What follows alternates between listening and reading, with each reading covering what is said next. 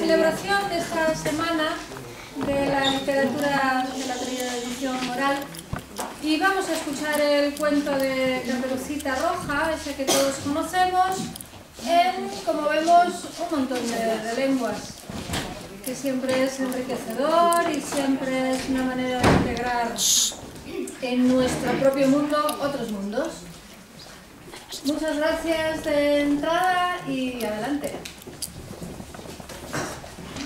Había unha vez unha doce meniña, a que todo o mundo quería moito, especialmente a súa avoa, e non quedaba nada que non lle tivese regalado. Un día entregoulle unha pequena carrapucha de veludo vermello, e como lle sentaba tan ben, poñía a cotío, e por esa razón comenzaron a chamarlle Carrapuchiña Vermella. Un día a súa nai díxolle: "Ven, Carrapuchiña Vermella, aquí teño un anaco de torta e unha botella de viño. Lévallos á aboiña, que está doente e fraca, e vanlle sentar ben. Pero vai asiña, antes de que sexa demasiado tarde, e non te afastes do camiño. E anda ben, porque podes caer e romper o vidro, e entón non haberá nada para a aboiña." Little Red Riding Hood promised to obey her mother. The grandmother lived out in the woods, a half hour from the village. When Little Red Riding Hood entered the wood, a wolf came up to her. She didn't know what a wicked animal he was, and was not afraid of him. "Good day to you, Little Red Riding Hood." "Thank you, wolf." Where are you going so early, Little Red Riding Hood?"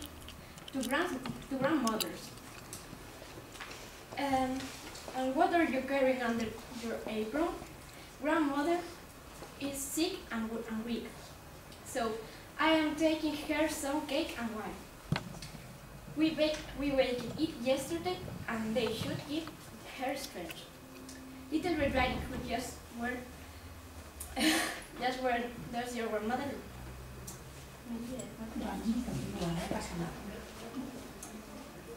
Little Red Riding Hood, where does your grandmother live? "Her house is good quarter of an hour from here, in the woods, under the 3 large oak trees. There's a bridge of hazel bushes there. You must know the place," said Little Red Riding Hood. Il lupo pensò fra sé: "Questa, bimba tenerella, è un buon boccone preparato per te. Devi fare in modo di acchiappare." Fece un pezzetto di strada con Cappuccetto Rosso. Poi disse: "Guarda quanti bei fiori ci sono nel bosco, Cappuccetto Rosso. Perché non ti guardi attorno? Credo che tu non senta neppure come cantano dolcemente gli uccellini. Te ne stai tutta seria come se andassi a scuola. Ed è così allegro nel bosco."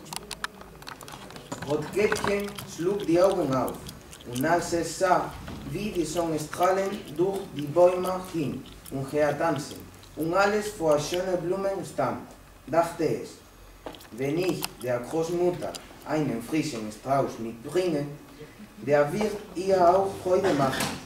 Es ist so früh am Tag, das ist doch zur rechten Zeit ankommen." Lief vom Wege ab in den Wald hinein und suchte Blumen. Und wenn es eine gebrochen hatte, meinte es: "Weiter hinaus, stände und schönere", und lief danach und gereiht immer tiefer im Wald hinein. Der Wolf aber ging geradeaus nach dem Haus der Großmutter und klopfte an die Türe. "Wer ist draußen?" "Rotkäppchen, das bringt Gegen und Wein. Mach auf!" "Drück nur auf die Klinge", rief die Großmutter. "Ich bin zu schwach und kann nicht aufstehen." Le loup tire la chevillette, la porte s'ouvre et sans dire un mot, il s'approche du lit de la grand-mère et l'avale. Il enfile ses habits, met sa coiffe, se couche dans son lit et tire les rideaux. Pendant ce temps, le petit chaperon rouge avait fait la chasse aux fleurs.